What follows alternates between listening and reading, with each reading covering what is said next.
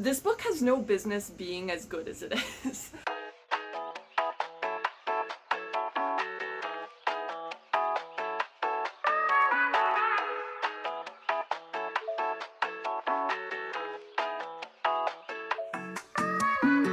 I am a little teensy tiny bit sick today, but I am using filming this video as an excuse to spend some time outside and talk about this book before I lose my momentum to talk about it. I picked up a book called Journey of the Pink Dolphins, an Amazon quest, thinking that I was going to be getting like a fun little animal nonfiction, a la Lily Pond by Hope Ryder. Holy shit, this was not that. This always happens to me with books that I like almost take off my TBR. I almost took this off my TBR. It was something that I kind of added without like a whole lot of thought. So glad that I basically made myself read it anyway. Oh my god. This is not your average nonfiction. This is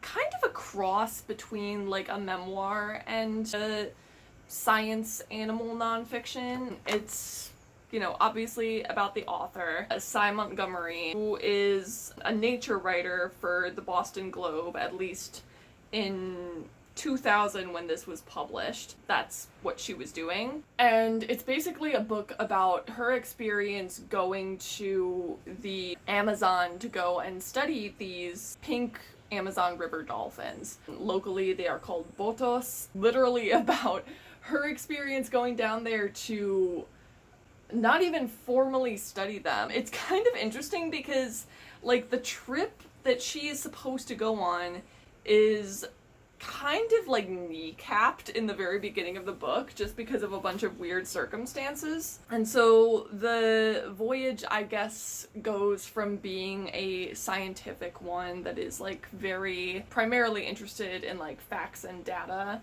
into one that is a lot more open-ended, and maybe I guess that's why she like ended up writing it in this kind of form. This is a book about way more than just the dolphins themselves, but also about the entire cultural world that surrounds the dolphins. A lot of the local culture and local legends surrounding the dolphins. It talks a lot about the way that indigenous culture inside the Amazon has been erased due to like missionary efforts as well as capitalist interests like introducing cattle farming and the rubber boom and all this other kind of stuff. And about the entire environment that surrounds the dolphins too. So you don't just hear about the dolphins, you also learn about jaguars and piranhas and spiders and birds and the smaller form of porpoise that lives in the same river as the dolphins. There's just a lot of like talking to locals about anecdotes. They do this kind of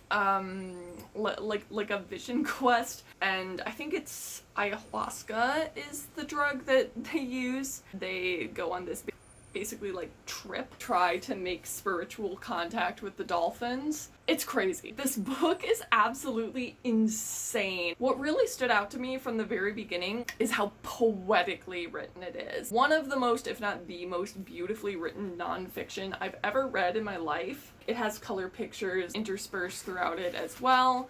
Not just of the dolphins, but also of the rest of the environment, even stuff like this dead caiman in the water, and then about people who they worked with or chatted with or who feature in the book at all. Yeah, I think there's like two big sections of these pictures. This is what the pictures look like. I like this one because it's so chaotic. If you thought that that was enough, they also have black and white pictures interspersed as well. It also has these gorgeous maps showing where they are at each point in the book. So let me try and get this a little bit closer. It's insane. There are like a ton of these maps throughout the whole thing. I think what is like best about this book and what I really appreciated about it is it approaches like conservation and talking about animals in a way that like I felt very like I guess, spiritually, like, resonant with. It's not, like, just about the animal, right? It's about everything else that, like, surrounds the animal. Throughout this book, there are so many people's grandparents that she talks to who have all these, like, fantastical stories of encounters that they have had with dolphins in human form, according to the legends that they are told by so-and-so's grandmother or so-and-so's grandfather. The dolphins will frequently appear at parties. The pink river dolphin will, like, transform into a person and go to this party and, you know, flirt with a beautiful young woman and basically, like, try to get her to marry him. And, like, the legend is, if she goes with him, she gets taken away to this, like, magical city that the dolphins inhabit at the bottom of the Amazon called the Encanto. Basically, if you go there, you don't come back. It talks about all of the just, like, folk magic and legends that surround the animals too, which I just love. Like, I felt like it really showed how an animal like that can be important to a culture and to a region. Lots of just, like, funny anecdotes about, like, terrible luck that happens to them, the harshness of the environment, and how, like, when you are in the Amazon jungle, basically everything is trying to kill you. Just how much life there is everywhere. They talk a lot about different species of plants and what they're good for, and they talk about just all of their experiences with the dolphins. These dolphins are really special because to write about them, you kind of do have to start fleshing out your book with a little bit of, like, local folklore and myths and legends, because not enough is, like, known about them scientifically to fill an entire book. Or scientists, I should say, don't know a whole lot about any of the fundamentals that you normally would know about an animal like this. So, you know, don't really know, like, a ton about their migratory habits, don't know a ton about their lifespan. And so if you want to write a book about this length, you have to start talking about the environment that surrounds them. I really, really appreciated that this book not only focused on her own perceptions of the animals, so much of the image that I have of these animals in my mind now is informed by the legends and the myths that she gave voice to in this book, not just by, like, scientific observation. And when you have, like, an endangered animal like this that science, like, really doesn't know a ton about, it is kind of important, I guess, to, at least in my opinion, to start leaning on the sacred and, like, indigenous teachings about that animal when you are fleshing out your image of it, because these animals are not, like, what people will, like, typically consider beautiful.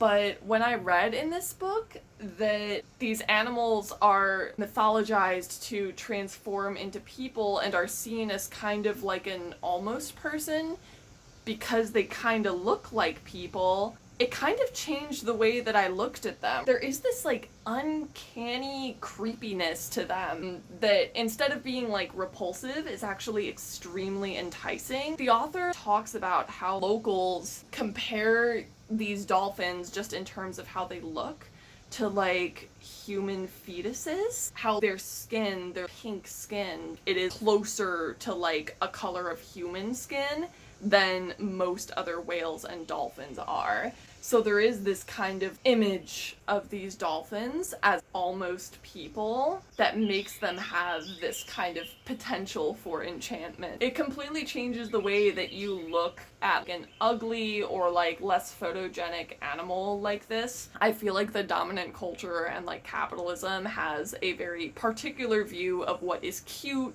or what's, like, majestic or powerful or beautiful. That leaves animals like this kind of left in the dust and forgotten and not valued by people so much. And oh my god, this book made me value these animals so much. Like, I think they're so cool. There are so many kind of, like, latent sexuality, like, sexual undertones to a lot of these legends about the dolphins. Really, like, interesting, creepy body horror stuff too. If a woman gets pregnant by one of the dolphins in human form and she like gives birth to the baby will be born with like a hole in its head.